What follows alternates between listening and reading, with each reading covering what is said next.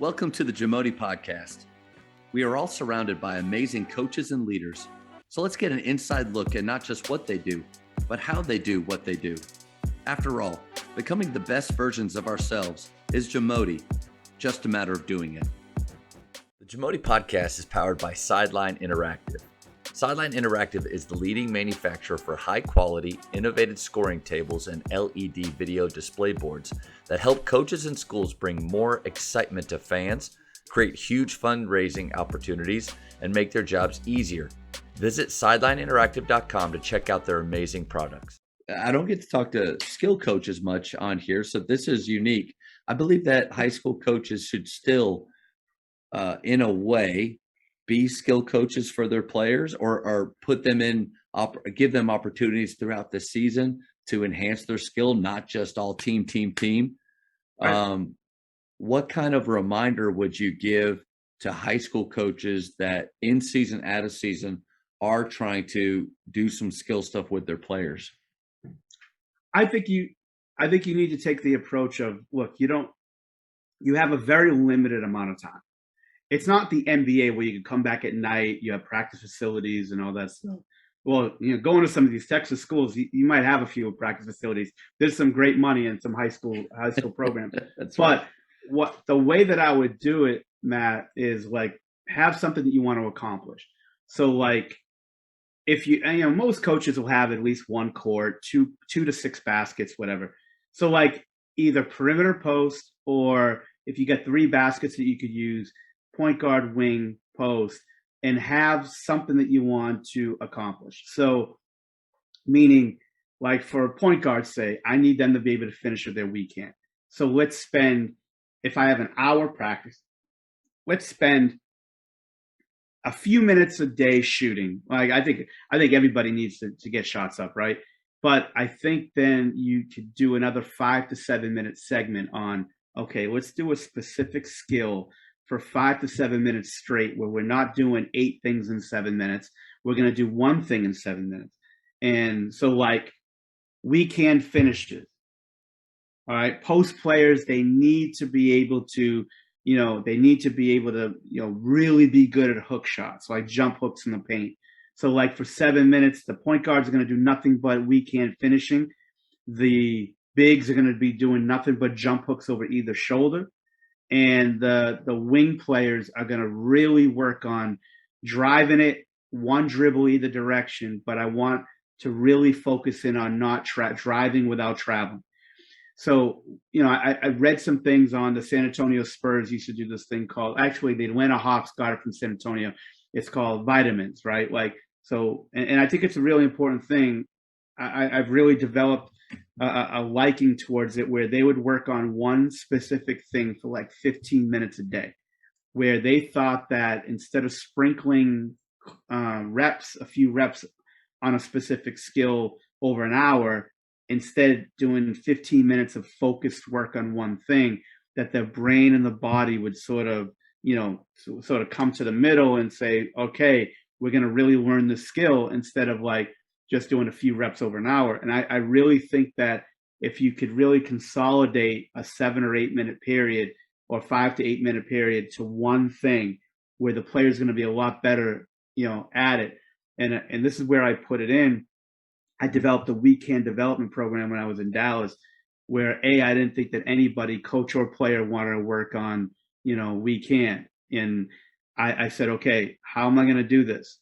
And then I watched all these pregame workouts, and I watched all these workouts on YouTube and things, over an hour, half an hour workout, hour workout. I'm like, okay, out of this hour, they sprinkled about 8 to 12 reps of weekend in over an hour. It wasn't even 12 in a row. So how are we going to do this? So what I decided to do is 20 spots on the floor, 7. They got to take 7 shots, not make, but take 7 shots with their weekend, different angles, using the glass, no glass, underhand, overhand, all of this. 7 to 10 straight minutes a day. It ended up being 140 shots. And what it did was, you're taking 7, and a player could go 0 for 7 or 7 for 7, usually 0 for 7 with their weekend. They'll be really mad. I'm like, no, I got to do another one. I got to make it. I go, no. I said, this is a competitive part of your brain, needs to be really mad about it. And then also shooting 7 in a row, you figure out how much power you need, how much touch, what you're doing wrong, and you figure it out with your physical part. So now your brain and physical is working together. So out of 140, maybe one day you'll make 68. Maybe the next week you'll make 75, and then it'll go up. All of my players, 100% over a 3-month period, their left hand was about 80% or more as efficient as their right hand, or they're weak to their strong. Sure. And I thought that a big part of that, Matt, was being able to do one skill over and over again for a 5 to 7 to 8 minute period. You know how coaches are. They want to do this for 30 seconds and then this for 30 seconds. How is a player really going to learn and really get the reps needed to be good at any of those things if you don't really spend a finite amount of time with one thing and then move on to another thing at some point, I think that's a recurring theme. I was able to speak with a skills coach or a strength coach for basketball. Right. That's really great. His name's Lee Taft, and I think he's one of the best in the country for basketball strength and conditioning. I sent him my workout that I had our guys doing this spring, and immediately, in a very kind way, and through our talk, it was you got to simplify it. You got to do less, but have them be better and giving more effort or output during that time. And he's a master kind of in his field. I would consider you a master in your field, and you're kind of saying a similar thing. Do less but maximize the learning, the time, their effort with those skills. And the correction too, Matt. Like that's the big thing about trainers. Look, I joke around. We joked around at dinner that night, like on certain things about trainers and things. I never really want to say that what a trainer is doing is wrong, right? If the player believes in that trainer and they continue to pay money and like if they believe in them and they feel as though they're getting better, all good, great. The one thing that I will definitely say about most trainers in a negative way is a lot of them never correct. They never stop and correct if a player is doing something wrong and they go into the next drill or the next move, and all they want to do is, okay, you got to take 10 or 15 or 20 of these or do this for a minute. And a player will be making mistakes that could really hurt them. And there's no correction. I think player development is simply this. It doesn't matter what drill you do. You could be as simple as you want or as technical as you want or next level as you want, right? I think that it's all about repetition, correction, and repeat. And when you make a correction, you got to be able to do it 15, 20 seconds tops, maybe 30, and then move on to the next thing. And I think that's a really important part of things that you got to be able to correct. I remember when I started this sort of deal on, really tuning into the player. And I always did that, but like I would watch pregame workouts, so like we're on the road, say to the Denver Nuggets. I'd get to the arena, games at 7:30. I'd like to get to the arena about 4:00. I did all the rookies that we would work out 3 hours before the game because I want them to get used to being early to everything and sort of understanding and being there, getting all their work in, and they could watch film or do whatever or rest. But I would always like get my workouts in and then watch what the other team is in our guys were doing. And I would watch the coaches, and I would watch a lot of times that like they were just getting to the next rep. Like, and again, pregame, there's not a lot of teaching going on in pregame. I get it. Like it's mostly 15, 20 minutes of a routine, get shots, get warm, get loose, and then you're on to the next. And they're professionals. And they're professionals. So I was watching this. We were playing Denver, right, at Denver, and Will Barton was in his pregame workout. And Will was, driving it 1 dribble pull-up, so 2 dribble pull-ups. And I saw that every rep he was traveling, catching it, splitting his feet, galloping, shot after shot after shot after shot. Okay, not one thing that was said. And again, not to say anything bad about the coach or anything, but nothing said. And it doesn't always work this way. Usually it doesn't. But close game, minute and a half, catches the ball in the wing. What do you think he does? Gallops, travels, and I nudge the guy that was next to me. I'm like, because I was telling him about the workout before the game.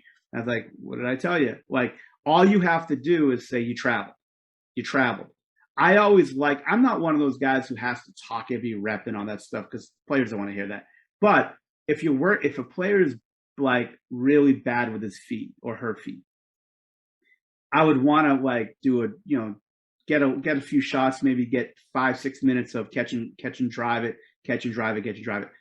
And I want to talk every rep before they even shoot the ball.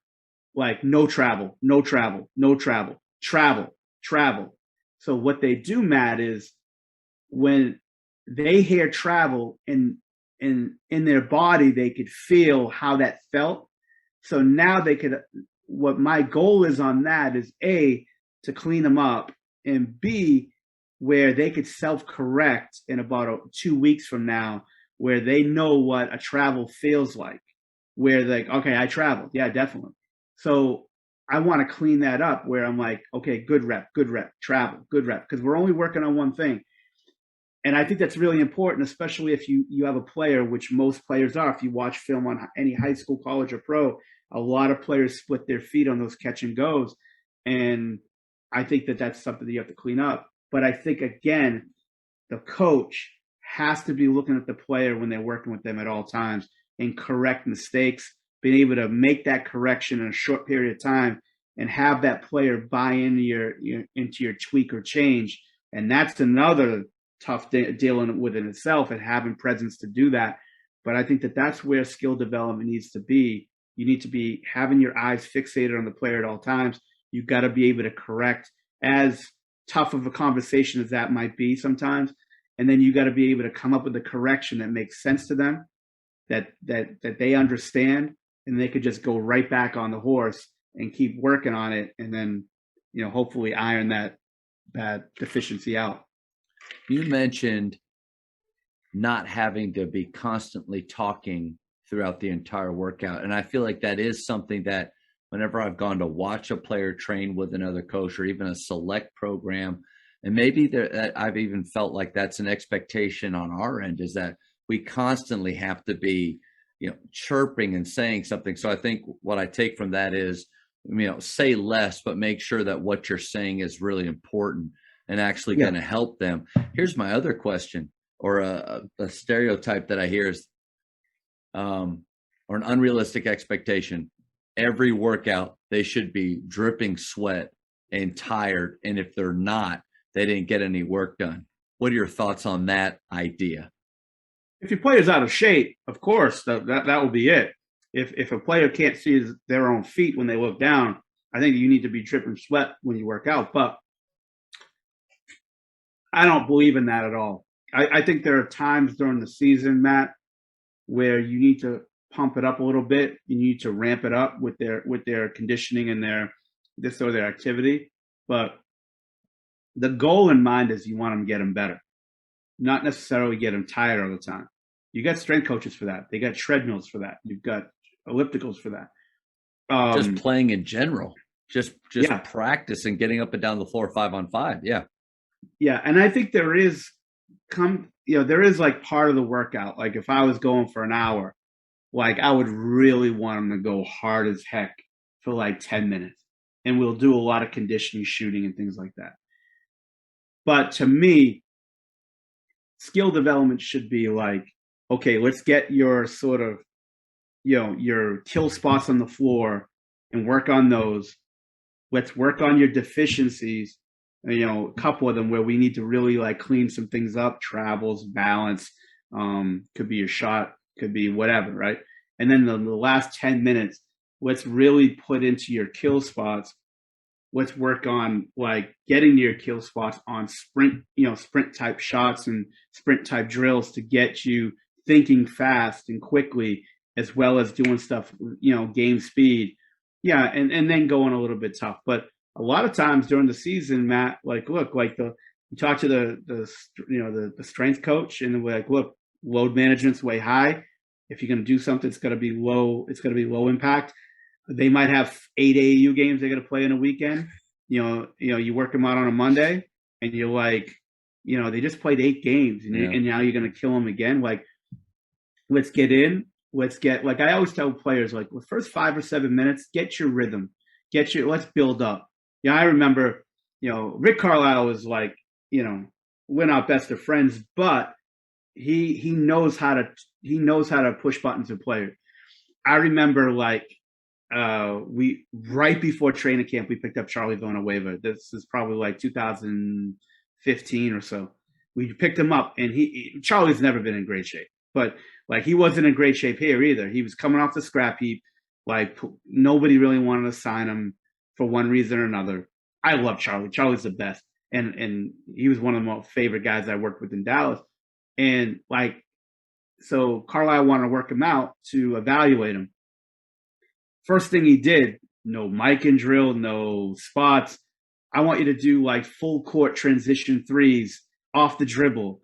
And I looked at Charlie, looked at me like, yeah, I said, all right, let's do it. And so I always think that, look, like, I think there needs to be some type of rev up until look, if you want to kill them for 30 minutes, kill them for 30 minutes. You want to kill them for an hour, kill them for an hour. But there's got to be that 5 to 7 minute, like, all right, let's get them loose, let's get their mind right, let's get their, some type of routine, and then you go hard for like an hour. Even Kobe, eased into going at his ridiculous speed and pace during a workout, but to me, I think the whole adage that you got to be dripping sweat is not right.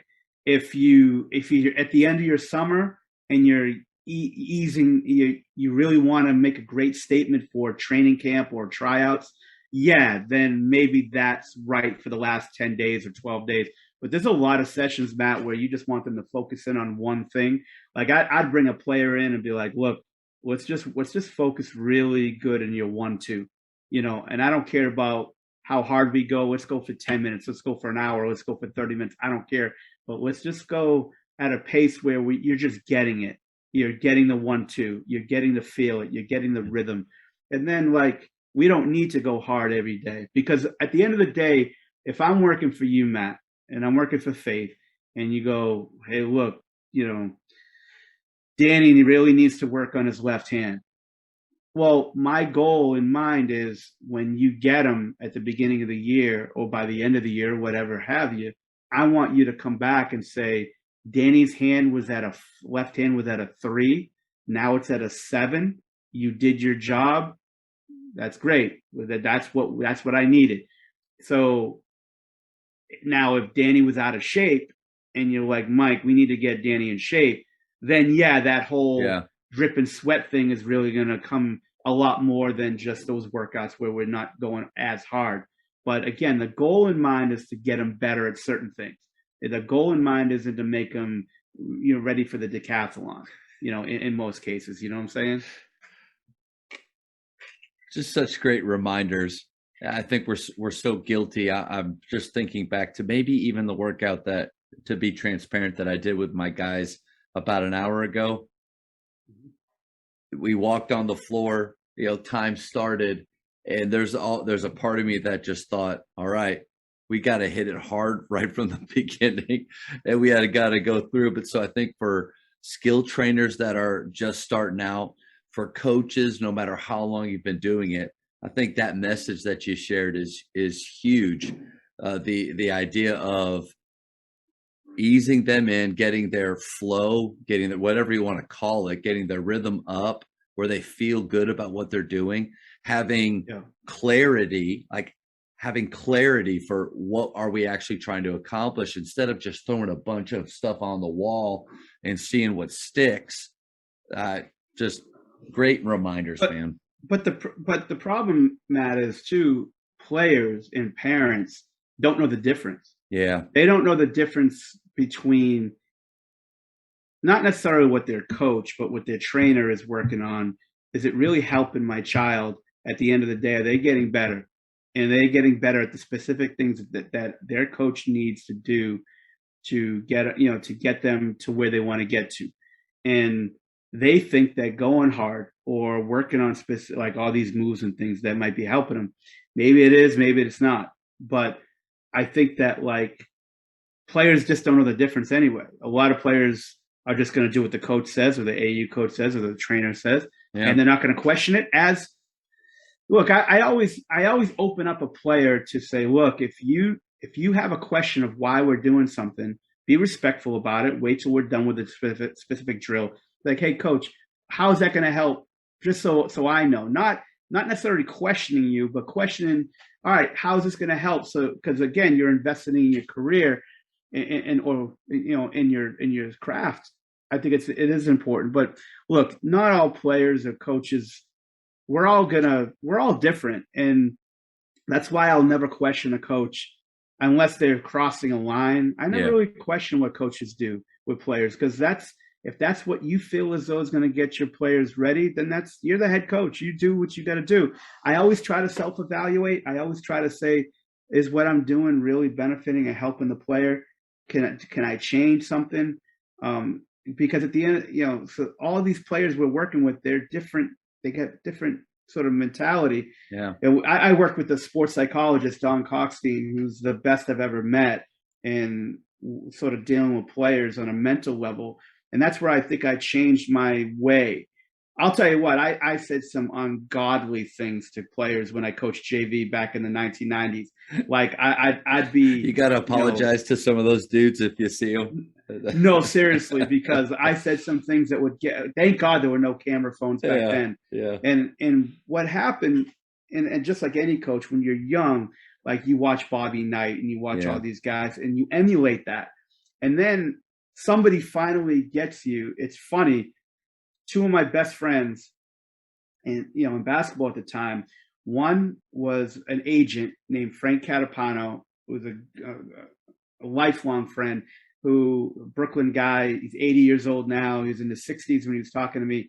And Frank Martin, who's at South Carolina, who was at Northeastern at the time, they brought me in and said, Mike, the stuff you say to players, you got to stop. Wow. And I had to learn that, like, yeah, maybe this isn't getting in with players. And then I gradually got better at it.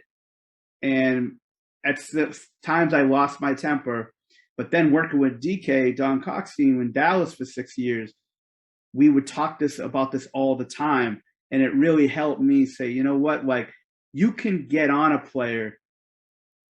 And if you ever seen the movie Silence of the Lamb with Hannibal Lecter, he said something great. He's like, I forgot what he said, I forgot to say, like, I could eat your face and my blood pressure will never get above like 80. And that's the truth. Like, you really want to rip into a player, Matt, you could do it without even raising your voice. You could look them in the eye and say, that's not good enough. And this is why it's not good enough. And I think as coaches, I think we could always get better. We always got to keep self-evaluating. Is this really getting through to the player? Because at the end of the day, we're trying to win more games. We're trying to get players better. We're trying to get more clients. So what's the best way to get to the player that way? You can never let players walk all over you. You can't talk down a player. So it's got to be a happy medium. But there's always a line that if a player crosses that, you're going to let them know that they crossed the line. But you got to do it in the right mind frame. And it's unbelievable the difference, my approach in coaching now versus when I was 20 doing it or 22 doing it. But I think that just like anything else, we get older, we get better, Thank you for checking out today's episode. Please take a moment to subscribe to this podcast, share it with your fellow coaches, and find us on social media for what's coming up next on the JAMODI podcast. It's just a matter of doing it.